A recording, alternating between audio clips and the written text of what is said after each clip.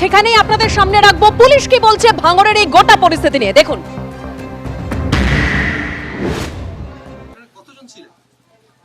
আমরা অনেক কজনই ছিলাম।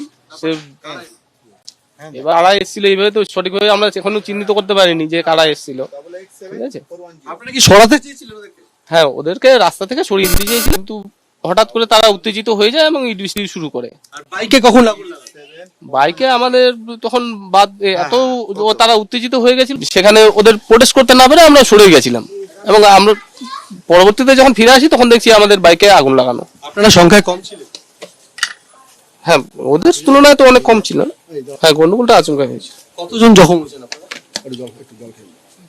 না, জলদি এসো। কতজন জখম হয়েছেন আপনারা? যখন যারা হয়েছে তারা তো হসপিটালে গেছেন, এবারে কতজন হসপিটালে গেছেন?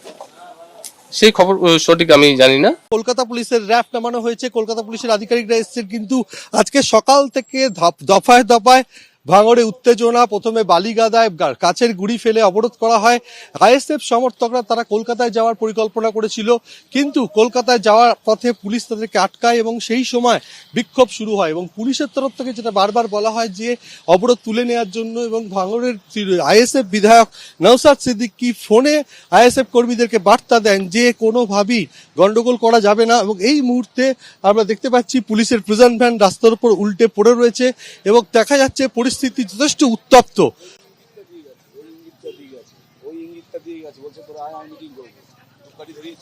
এবং যেখানে বারবার পুলিশের পক্ষ থেকে অবরোধ আটকানো হলেও আইএসএফ সমর্থকরা তারা রীতিমতো সংঘর্ষের চেহারা নেয়। আইএসএফ এর সঙ্গে পুলিশের দফায় দফায় সংঘর্ষ। আমি তোমাকে আরেকবার ছবিটা দেখাতে বলবো যে দীপ্তকে, যে পুলিশের পক্ষ থেকে বিশাল পুলিশ বাহিনী এসছে, র্যাব নামানো হয়েছে, রীতিমতো উত্তপ্ত পরিস্থিতি। আমরা এই মুহূর্তে রয়েছি কাশীপুর থানার সোনপুর বাজার এলাকা, যেখানে দীপ্তকে আরো একবার ছবিটা দেখাতে বলবো যে পাঁচটি পুলিশের বাইকে অগ্নিসংযোগ করে দেওয়া হয়েছে, তার ধ্বংসস্তূপ পড়ে রয়েছে। এবং এই মুহূর্তে যথেষ্ট উত্তপ্ত কাশীপুর থানার সোনপুর বাজার এলাকা। এটা কাশীপুর থানার অন্তর্গত। সকাল থেকে ভাঙড়ে দফায় দফায় অশান্তি সংসদীয় ঘটনাটি ঘটেছে কিছুক্ষণ আগে, যেখানে পাঁচটি বাইকে অগ্নিসংযোগ করা হয়েছে।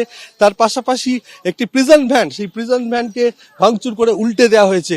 রাস্তায় ছড়িয়ে ছিটিয়ে পড়ে রয়েছে ইট, এবং সেই রাস্তার উপরে ইট পড়ে রয়েছে। এবং দীপ্তকে আরো একবার ছবিটা দেখাতে বলবো, চারিদিকে ইট, অর্থাৎ ইট বৃষ্টি হয়েছে। এই সোনপুর বাজার, আইএসএফ সমর্থকদের সঙ্গে পুলিশের সঙ্গে সংঘর্ষ, দফায় দফায় সংঘর্ষ।